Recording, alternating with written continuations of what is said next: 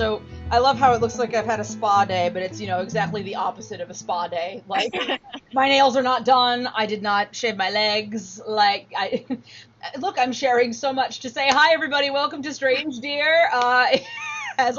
We don't start a very formal intro on these. It's Kay. It's Juliana over here. And because of our theme today, I don't know if you noticed, Kay, I am in menswear. I am, a little bit. Although that said, I do know you just like to have, like, Be a costume. yeah.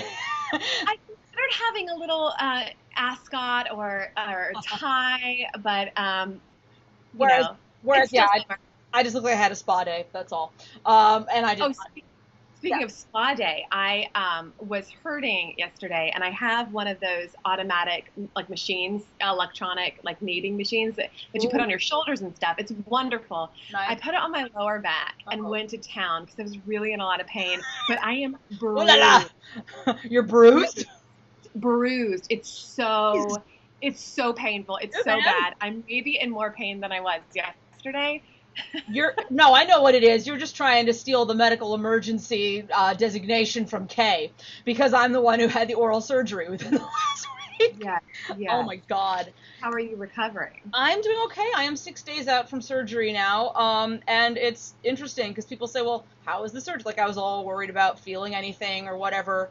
Literally, here is the sequence of events. Kay comes into the room, meets the nurse, sits on the chair, looks up at the sky. The doctor comes in, who's very friendly. They give me like that. This was the moment that was a little bit Clockwork Orange. They like braced my arm in position to give me the needle. Yeah. It was like, you don't need to do that. I was like, I don't flinch. Like, I donate blood regularly. It's fine. Not to mention I have to give blood for my thyroid all the time, so they know I'm fine. But he sticks the needle in. He's like, oh, you didn't flinch at all. And I was like, yeah, I know. And I said something quick. I looked up at the ceiling. I closed my eyes. I was like, I wonder how long this is going to take to work. I opened my eyes. Like, the doctor's vanished. And there's no brace on my arm. And the nurse is hanging out over me. And I feel vaguely numb. So I guess in a way that's a good thing because it means I was gone. But Yeah. like, I'm vaguely concerned that like 40 minutes of my life is just gone. There is zero impression.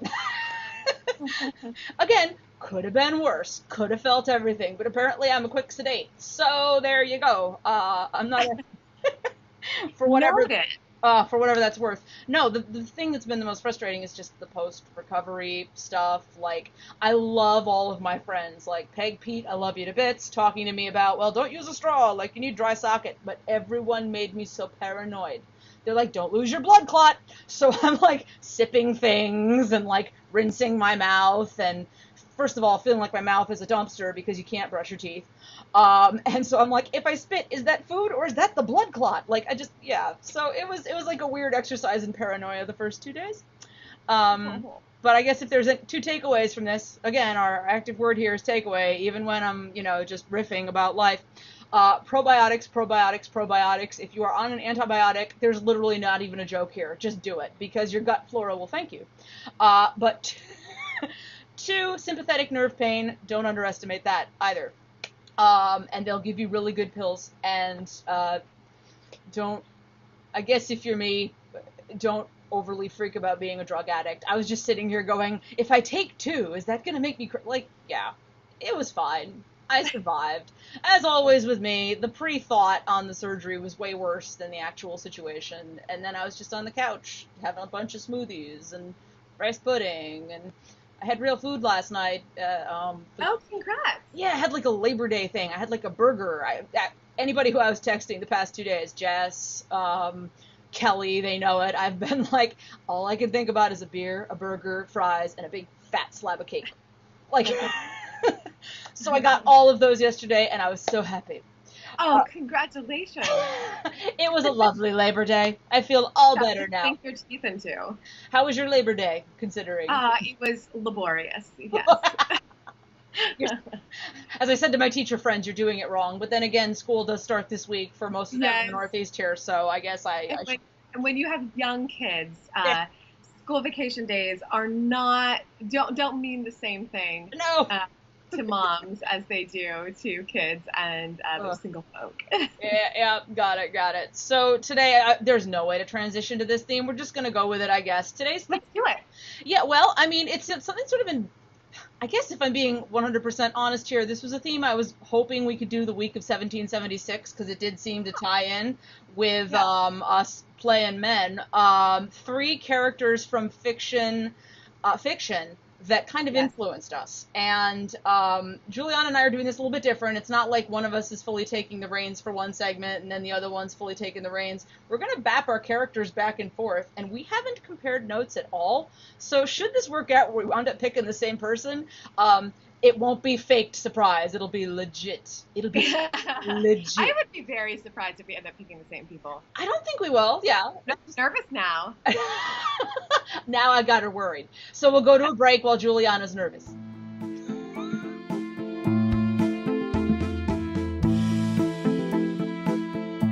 Coming out of the first break, so we are talking characters that influenced us, and I'm going to let Juliana take the first one, and I will follow with my first one. Okay. Who'd you pick? I'm so intrigued by this topic that you picked because we do cover a lot of like women's literature and female characters, and I'm glad that we do. But this was really a great exercise, and like, okay, let's definitely talk about some male characters, and I have so many themes in like. The first three that I chose are all from the exact same era. Very clearly, I am in love with Gothic romantic novels. Okay. No question about it. Got it. Okay. I have a theme. Got it. But I think one of the most fascinating characters ever drawn in literature is that of Heathcliff in Wuthering Heights. His novel. This was, I believe, this is the only novel she ever published. I could be wrong. We may need to. You are whatever. Michael's here to fact check us. We will check in with Dr. Michael later. What's fascinating about him is in the movies we often just get the romantic hero, right. And that's how he does start off in the novel. We think that this is going to be a little bit of a Jon Snow story. We know we know you love Jon Snow. Oh my God, I'm so Jon Snow. Where he's, he comes from a humble beginning and he falls in love with a woman who is not necessarily in his class, or she has, other aspirations. And some of the early movies and treatments of this story, after it was written, this, I believe, is the 1840s, 1850s. I'm so sorry. We have no business doing a podcast. Oh, Jesus. No, we're here for the people going, I love Heathcliff, too. Yeah. But in the early treatments of the story, like the Laurence Olivier portrayal and other movies from our mid-century and earlier, he is just the romantic hero who we are rooting for, the underdog. In the novel, he is a monster. He turns into, it's so dark and exciting and terrifying. And I love just the exploration of obsession in this one man. And so we, when the love of his life is dying and he's there, it is one of the most amazing portrayals of being in the room with someone you love as they're dying.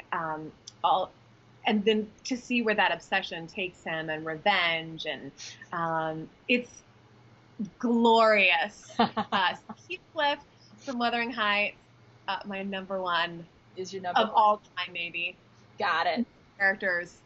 It's interesting. Yeah, it's interesting because I was like, I think when I picked my first one here, I was like, this was the one that I was most concerned about stepping into your domain, Juliana, a little bit, because this character takes us to 1886 and Robert Louis Stevenson, because I have this memory of being very young and discovering this book on my very churchy paternal grandparents' shelf, The Strange Case of Dr. Jekyll and Mr. Hyde. Yeah. And Dr. Jekyll has fascinated me since I was very young.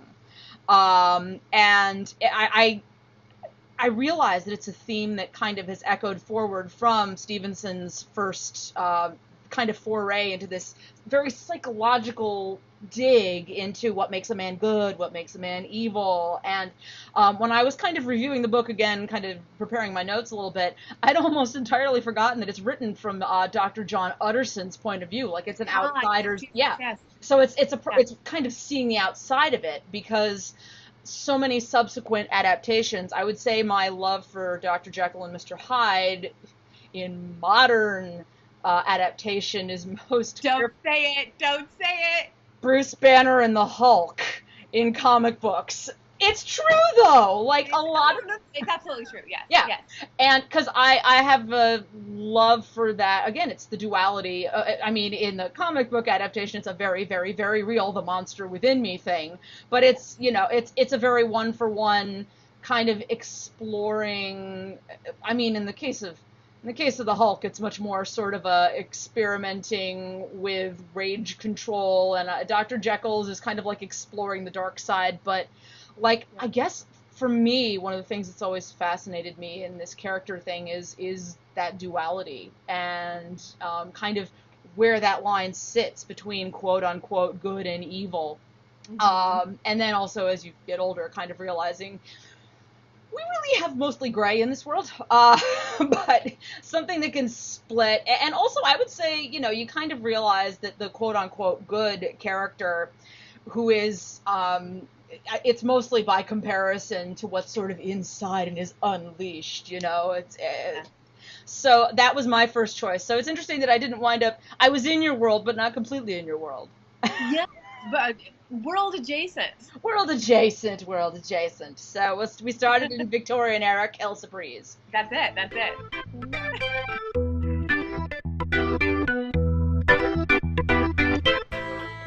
Should I do a K intro? I love how we've verbed that noun. So, if you are new to our channel, Strange Dear, we put out a new theater-centric video or podcast, whatever format you prefer, a new episode every week. And it's usually, it's been Thursday nights, but should we drop some knowledge that we might be moving to Fridays? We could, but where can they find us, first of all? Like, before we even talk about where we go live, where can they find us? So you can find us on social media everywhere at Strange Dear. Instagram, Twitter. We also have a Facebook page. If you want to email us, you can. It's strangebutTrueDear@gmail.com.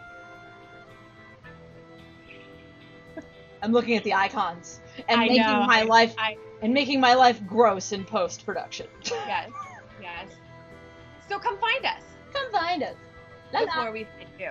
La. I wonder what color I picked behind us today. Ooh, as we fade back into it.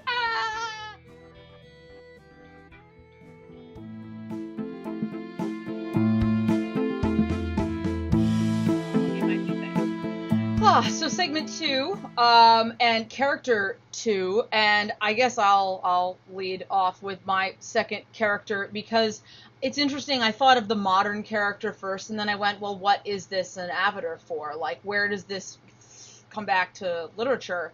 And I found myself going all the way back to, believe it or not, Pinocchio, which actually is the 1880s again. So apparently I'm spending more time in your playpen, your sandbox, whatever. That all evoked very strange mental images. Anyway, I'm spending more time in Juliana land than I thought. But Pinocchio, which... I guess as a kid I was interested in it, and it was like, oh, like the Disney animated one was the first one I ever saw, and I liked the idea of inanimate objects coming to life, / a little creepy, but wanting to be a real boy, like, kind of, again, I guess this, if I'm going for anything, there's sort of a theme in the characters I picked, it's sort of exploring the human condition. Like, Pinocchio wants to be a real boy, even though he sort of is exposed to all of the garbage that real boys have to deal with, not that many real boys turn into donkeys that I'm aware of. Or do they? I think it's called puberty. Oh, I did that. Or early 20s. I mean, or never leave. Wow, feminism drop. I'm sorry, guys. I didn't think we were doing gothic feminism yet until our second season. No, anyway. this took a turn, but where I was going with the modern character and a character that really resonated with me as a kid. Forgive me, I'm going into sci-fi here, but anyone who's familiar with Star Trek: The Next Generation and the android character of Data, he was a very one-for-one kind of Pinocchio type. I think they kind of teased out every Pinocchio type thing you could do with him, like exploring what it means to be human. What is humor? What is pain? I can't cry. Like, and kind of wanting these things, but those of us who have those things going, I kind of actually envy your ability to not overly identify right now, or to, to be able to be precise and clear-minded on these things. Like that fact, I was probably under 10 years old when I'm watching Star Trek: The Next Generation, but when someone first pointed out to me Data was Pinocchio, I went, wow, no, you're right. Yeah. And I do have to also just put in a quick little love to Brent Spiner on that, because his portrayal of Data was very, very resonant to me as a kid. And so I love Data, and I refuse, this is totally a rabbit trail for those of us who are Star Trek nerds, but I totally refuse to accept that he died in insurrection. Oh, spoiler alert. Anyway, ooh, I think he's still alive somewhere. It's fine. We don't kill Pinocchio. He lives on and on. That's just the way it goes. So I went to the little puppet boy. What did you? Where did you go for number 2, Julia? Oh, it's funny. We are having kind of a parallel theme here, because I would also like to start in the 1840s again, Okay. And then bring it up to the late 19th century. So in the 1840s, there was a book. Some people call it a novel. It's really a collection of short stories called "Scenes of the Lives of the Bohemians." Bohemians are the artists living in the Latin Quarter in Paris. Okay. Later on, 50 or so years later, that became the opera La Boheme, where there was a unified plot put in over them. You may also know the story in its iteration called Rent. But I want to talk about the opera. What's interesting about this is that we've got these characters who are each artists in their own lives. So we think about, like, the main character is Rodolfo, Roger in Rent, but Rodolfo Yep. in La Boheme, he's a painter. Chenard is a musician. And then there is Colleen, who is a philosopher. Yep. And he's my favorite character, even though he's not what we consider the main character. Right. He reminds me very much of my brothers, who are both,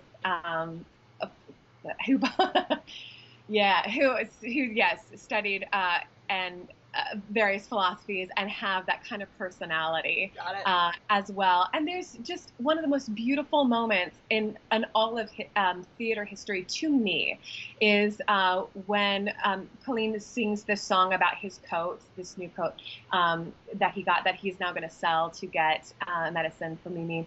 So so it's him, and it's just a reminder that it's not always the leads who have the most heroic actions and who can bring us to tears and laughter. Again, you hear me, I say this theme all the time, but I think because I'm a teacher, I get so overwhelmed with people being obsessed with leads and second and tertiary characters and featured ensemble, and I'm like, no, here's the deal. No, and well, great character. And you're always preaching to the choir with me with secondary characters. I know, because those were my obsessions as a kid. Like, no, I didn't care about the princess in the Disney movie. I cared about Timon and Pumbaa or Lumiere and Cogsworth and Mrs. Potts. Like, the color quote was like the whole canvas for me when I was a kid. Like that. Yeah. So I applaud your second choice. And there is literally no way I can connect Pinocchio to La Boheme, but trying to imagine him wandering through La Boheme made me laugh. Or Data, even. We'll drop Brent Spiner in the middle of Rent, and we'll see how it goes.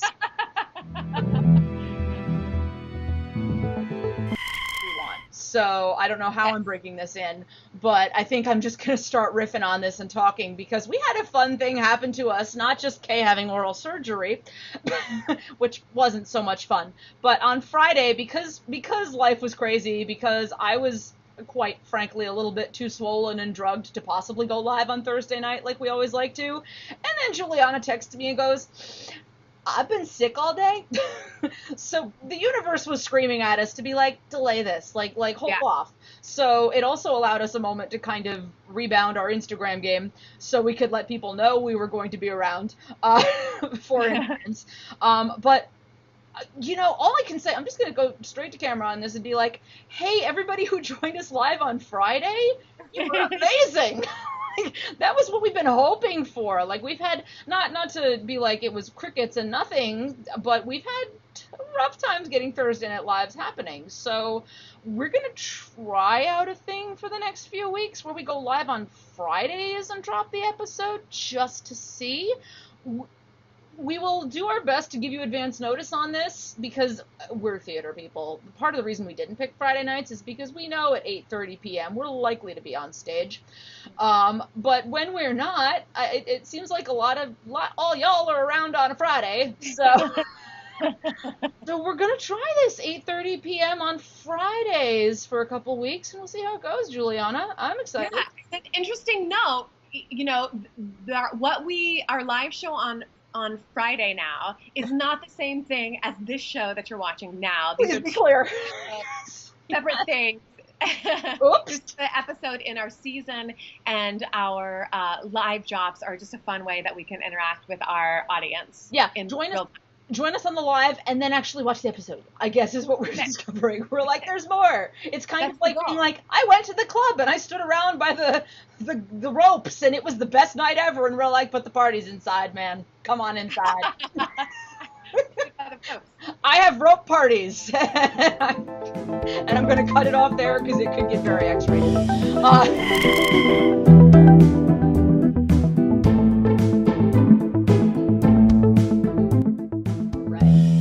So for our third and final character, I'm letting Juliana take the lead on one. I don't think there's any danger of these characters in our third one overlapping because I try as I might, I couldn't quite make this thing flashback to the 19th century. But just go. You go, and then I'll go. Okay, you ready? Here he is, Batman. Oh, wow. Okay. All right, so go. I do have a small obsession with Batman. It's all good. It's all good. He's kind of mysterious and dark and broody, and yes. Yes. So there's the theme there. Sorry, I didn't mean to put too smart a point on it, but there you go. Yes, no, specifically. You know my love for Sir Percy Blakeney of Scarlet Pimpernel, yep. Who was really one of our very first gentleman spy type characters and really paved the way in graphic novels and such to have new heroes like Batman. So I think, there's so many reasons why Batman is so great. I'm not an expert on him, but I am mildly obsessed with him. This idea of the, he's not a he doesn't have superpowers. He didn't get bit by a bat. He was not in some industrial accident. Yeah, his superpower is his money and his tech, basically. Specifically, yes, exactly. Money and tech. I mean, what else do you need in a man? Well, and that whole, gut thing about my parents. But anyway, that's... Yes. Yeah. Well, it's interesting. The same time he's coming around, I'm equally obsessed with history of psychology, psychotherapy. Mm-hmm. So when we look at these ideas of Carl Jung and dramaturgy coming on the scene, we have this idea of the shadow self. So this idea that there is this other persona that he takes on, similar, I guess, to a Jekyll and Hyde, but just not chemically induced. Yeah, but this idea of the shadow self, is important because you do, if you're paying attention, you do see different personality aspects being revealed at certain times. Yeah. At the same time, he's perfectly human, which is an amazing thing. And when we're talking about superheroes, right? He's self-made, and I really like the world that he is drawn into. Right. The whimsy, it becomes a safe place to explore human nature, which, again, this is why we, of course, are in the business of storytelling and theater in the first place. Got it. Oh man, yeah. So that's interesting. Batman probably would have lined up a little bit more with a Jekyll and Hyde, but I was thinking about kind of a character of mystery. I guess this is where I went for this, my third and final, and actually only goes back as far as the 1960s. Specifically on the evening of November 29th, 1963, on the BBC, we were first introduced to a character who we still don't know his name 50 some odd years on. He merely goes by the name of the Doctor. And he travels about in a telephone box that is called a TARDIS, which stands for Time and Relative Dimensions in Space. A TARDIS is not actually a phone box. That's just what it got locked into looking like. But for those who have found Doctor Who to be this strangely hard nut to crack of sci-fi, like, because it really only caught on here in America within the last 15 or so years now. But Doctor Who was going strong. I mean, unless you saw the reruns on PBS back in the 80s, which I think is when it first really made its run over here. The basic idea, you've got the Doctor, who is an alien. He has two hearts, but he is what's called a Time Lord. And the Time Lords are old as can be, and they sort of deal with macro galactic issues, but for whatever reason, the Doctor has always been deeply drawn to the matters of Earth. And he's sort of our guardian and our protector in a way.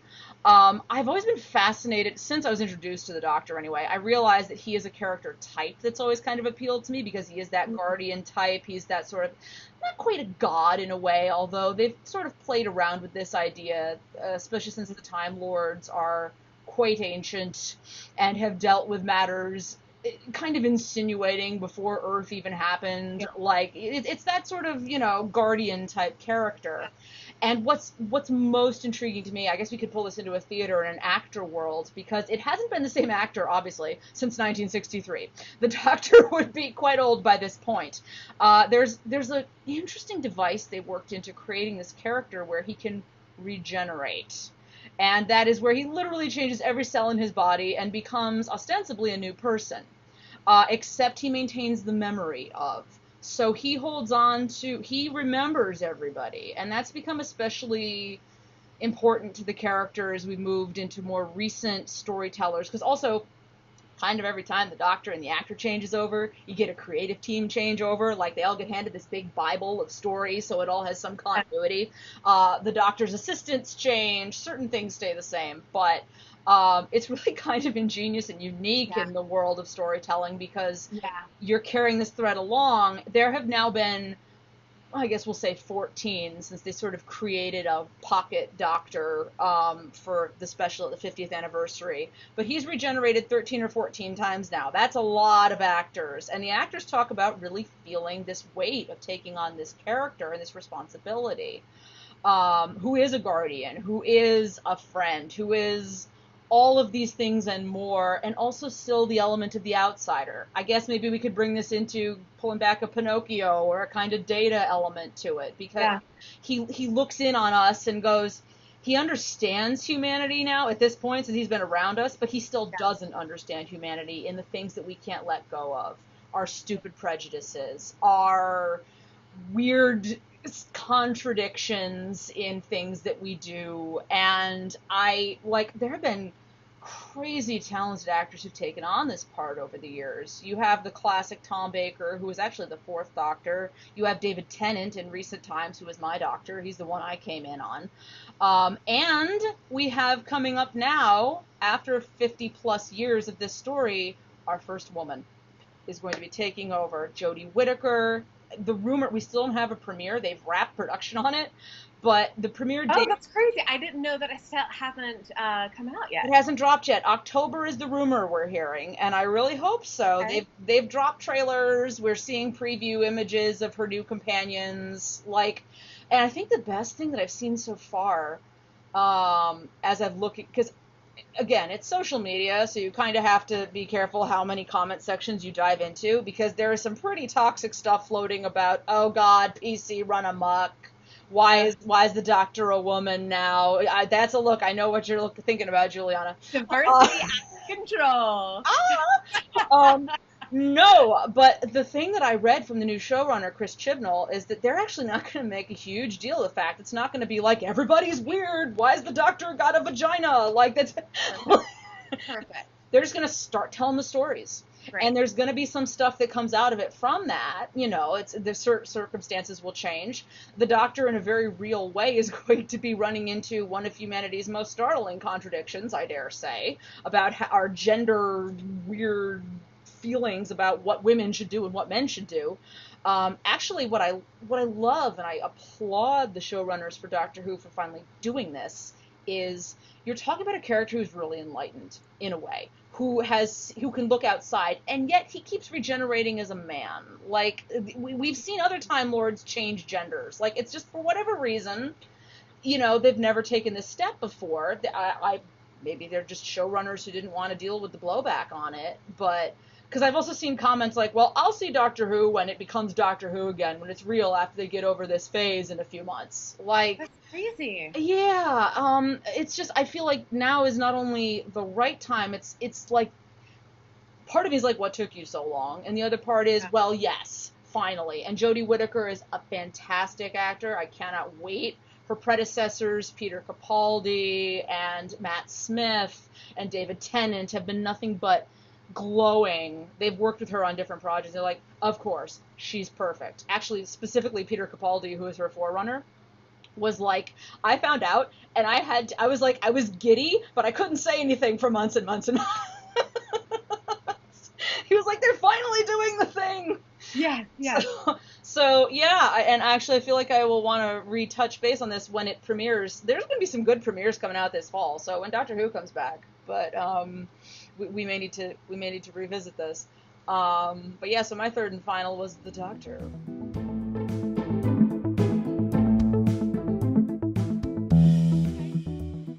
All right. So in What's Making Us Strange this week, I guess I'll go first because we sort of alluded to this in the opening segment, but it's back to school time. We're actually even going to be starting to break away from even though we're still technically on the road and remoting these episodes, we're going to be moving into kind of I'm not going to call it a back to school sort of thing, but definitely an autumn vibe will be taking over in the next couple weeks. And even if you're like me and you don't have kids, you've been rushing back to school, you don't teach, at least not in a 9 to 5 at a school, locked in, making sure the kids get to music class and gym and wherever else they go. If they still have music in elementary schools anymore. I'm that old. Anyway, I guess what's making me strange this week is I've been thinking about it all, even though I would say it's been years since I've been locked into that regimented school kind of lifestyle, is you kind of can't avoid that feeling that like life's rhythm changes a little bit when autumn hits. And like a lot of people, they're like, well, I don't have kids or whatever. I was like, when you're feeling that sort of refreshed feeling or just being in touch with the rhythm of what's happening, maybe now's the time for you to start something new. Maybe now is the time to kind of, you know, see it as a sort of reset button moment or a refresh space or whatever it is. I mean, I'm also about to, in a very literal way, go back to school in a sense because I'm starting rehearsals for Into the Woods, actually tonight on the day we're recording. So I think for the first time in years, I am really feeling sort of a first day of school vibe about it. But every autumn comes around and I'm like, what can I start something new? Can I start something that's like, and I guess I sort of feel like buying a couple notebooks and sharpening some pencils just so I feel like I'm in a place. Get yourself a new binder, put some tabs in it. But I would say, you know, listen to the rhythms. If you're feeling like, if you're someone like me who's like, well, I don't have kids and why should I, there's something to be said for kind of leaning into those things a little bit and being like, maybe I will start something new right now. Maybe I'll, you know, pick up a new book. As simple as that, you know, just kind of going with that flow of it. We're moving into harvest season and kind of the fruits of labor coming in as well. So the fall is a change in a lot of ways beyond those of us with kids who we now, you know, shove back out the door with their little lunch pail and all of that business. So listen to the rhythms. Do you? Oh, I love that. I love that. Mine is similar. Just, you know, my life is a little bit different, and the fall, it means something a little bit different. when you are responsible for making sure other humans are alive and fed and being educated. That's a whole thing. But just remembering to not lose yourself in spite of that, in the middle of it. And there's a really good graphic, a really great graphic actually, that I've seen floating around. It was actually in my voice teacher studio page. Maybe I'll post it. Just about, we talked last week about priorities seeming to be at conflict, and how do you prioritize when you have multiple priorities conflicting for your time and attention. How do you stay a passionate person when there's a lot of butts to wipe and peanut butter jelly sandwiches to make? As long as you're not putting the peanut butter and jelly on the butts and wiping the sandwiches, you're fine. And sometimes that not gonna lie. There are days. But in spite of that, there's still some really great things happening for me creatively that hopefully we can share on later episodes. And I just, for example, I'm still trying to expose myself to great content. I'm madly in love with Donald Glover, and I finally saw one episode of Atlanta last night, and it was great, and I can't wait to see more. So it's an exciting time. There's just a lot of great stuff happening that if we can if I can keep my head out of politics, the world is a lovely place. And that's the other thing that happens when we start to turn the corner into autumn, isn't it, though, because midterms. Yes. But I think, in a very real way, because we have a society that's very geared towards first of the year, January 1st, resolutions, blah, blah, blah. I've always almost felt like the stronger sea change in life happens right about now in the autumn. Because they're, I'm saying this like Jewish New Year. I'm sitting here going, about to say anyway, even the weather cools down. That said, it's going to be 95 and gross for next week here in Jersey, but Indian summer, as they call it. I just feel like this is even a stronger sea change. Maybe it's also because my birthday's coming up in a month. She said maybe dropping hints. But I think it's actually harder to resist sort of that change feeling right now than it is to lean into it. So yeah, in that case, carving out time for yourself. I do love that these connected, Juliana. Try something new, lean into it, do your thing. So, welcome to fall.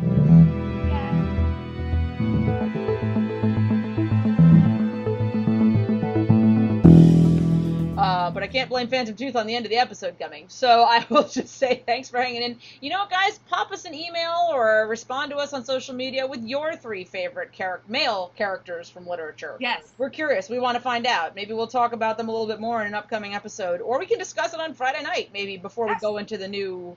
No, we'll talk about it Friday night. What do I mean going into the new? That's when you'll be seeing this. I'm stuck in a weird time vortex. I lost 3 days while I was medically under it and just staring up at the ceiling. Don't mind me. I'm going to go put on real clothes now. Do you have anything else to share with the people, Juliana, before we say I just want everyone to have a great week and keep being strange, dears. I need clothes.